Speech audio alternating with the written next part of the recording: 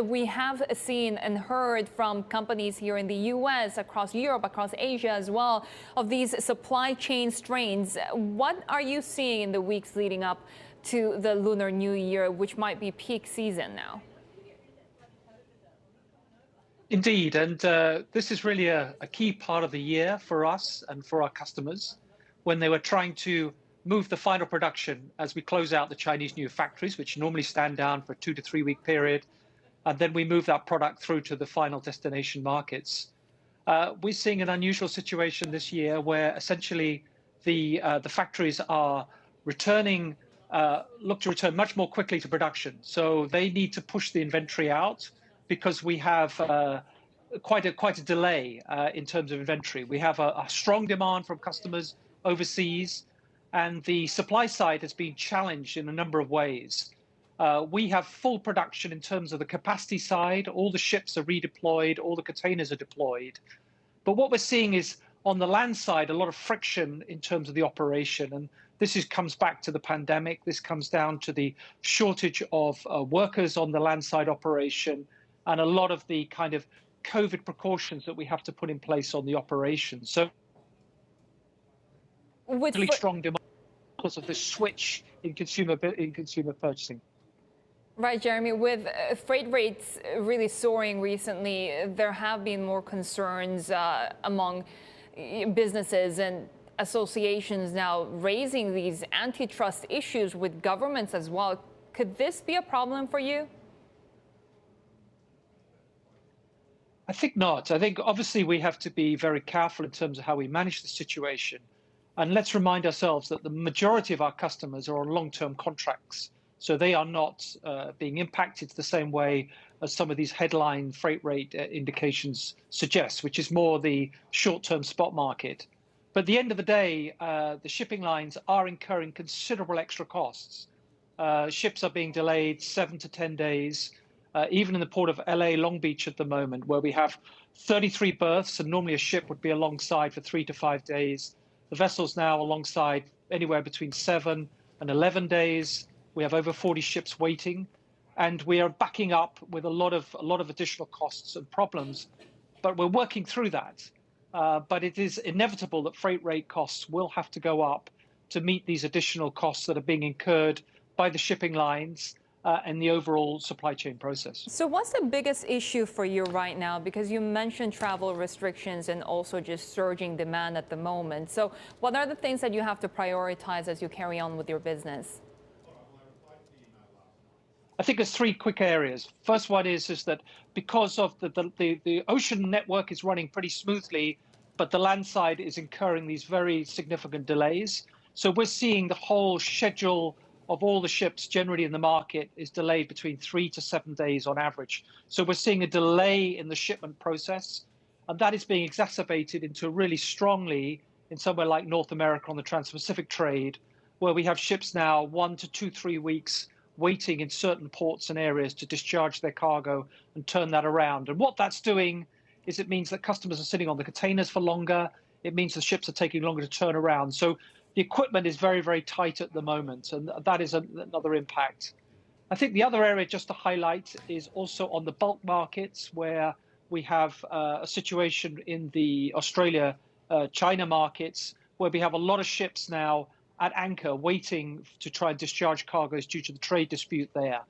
And this has a further knock-on impact to our seafarers. So we have over 1 million seafarers as an industry, and we have a very high percentage of those seafarers which we have not been able so far to be able to change over through crew changes due to the difficulties of the operational and the shortage of international transport. So this is why we formed the Neptune Declaration, and this is why we have over now 600 companies working to try and highlight this problem of the crew change and the need to get the crew off the vessels as smoothly as possible so that we can keep shipping going and shipping can continue to be the servant of global trade.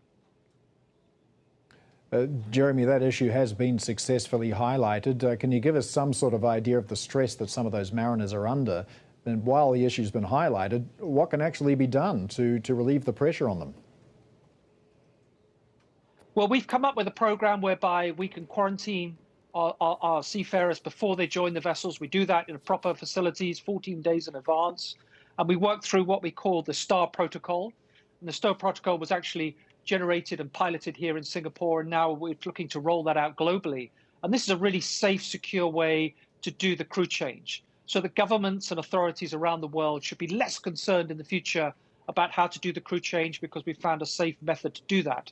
We still have restrictions in and around the actual travel, and we're trying to work with the airlines to get more flights up and running into locations. And in the meantime, a lot of us are diverting our ships into the ports like in the Philippines or in India to try to get the crew off. But this is a high-level issue. We've raised it up through the UN. The IMO is working with us, the ILO. We have key worker status now from 53 countries recognizing the importance of seafarers.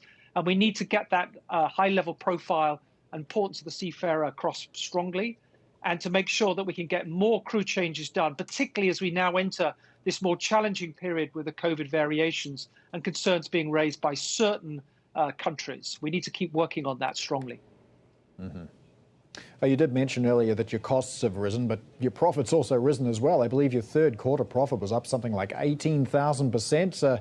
Clearly, that's not normal either. When do you see some of these distortions being ironed out?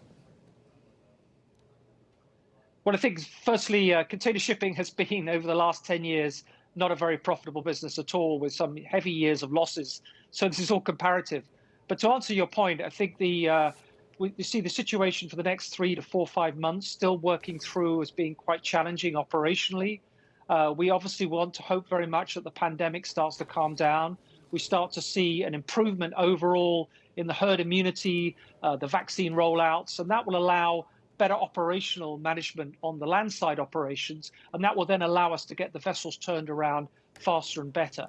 So I think we're in this probably together, all of us in the supply chain, with these type of challenges for another 3 to 4 months, and then we'll have to wait to see, hopefully in the summer, a calming down and improvement in the operational environment, and we can get back to what we call a more steady operation and get our ships back on schedule and get our customers handled, much more efficiently.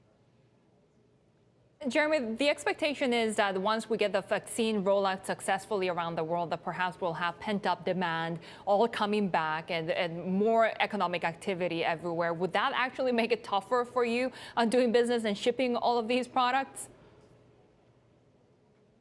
Well, I think there's no doubt that there's been a change in terms of consumer buying patterns. And we've clearly benefited on the shipping side and container shipping side by this transfer across to these sort of hardware consumable items as people have been locked down in their work or their home bubbles. People spending a lot more on DIY, on items around the home improvement area, sporting goods, etc. And that has been quite significant in terms of the growth that we've seen in the last 3, 4 months. And inevitably, that pace of growth cannot continue. So we do expect some change later on as people hopefully get back to travel, get back to the service economy's ability to spend their money on other items, that we will see some slight decline, at least in those kind of consumer hardware side. And that will have some potentially dampening effect on the overall demand for container shipping. But container shipping is used to these swings and roundabouts. We're a global business. We have a lot of cyclical businesses going on and activities. And in the same way that we went through the financial crisis in 2008, 2010 and Asian crisis and other things like that, what goes around comes around. And I think we're resilient as an industry, and we'll get through this, and we'll adapt as needed.